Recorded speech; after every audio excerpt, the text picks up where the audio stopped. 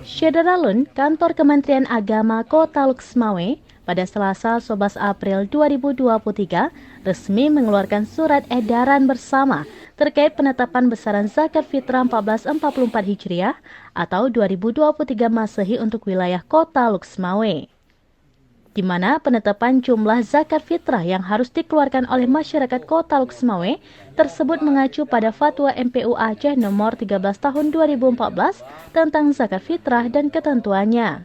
Kakan Kemenak Kota Luxmawe, Dr. Andes Haji Zulkifli Idris MPD, melalui penyelenggara zakat wakaf Zulkhairi SAG mengatakan, sebelum dikeluarkan edaran tersebut, pihaknya terlebih dahulu melakukan koordinasi dan musyawarah dengan Majelis Permusyawaratan Ulama atau MPU Luxmawe, serta Dinas Syariat Islam dan Pendidikan Dayah Kota Luxmawe.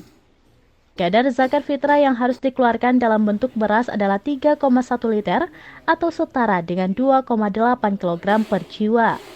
Selanjutnya, Zulkhairi menyebutkan surat edaran tersebut dapat dijadikan acuan bagi umat muslim di Kota Luxmawe yang akan mulai membayar zakat.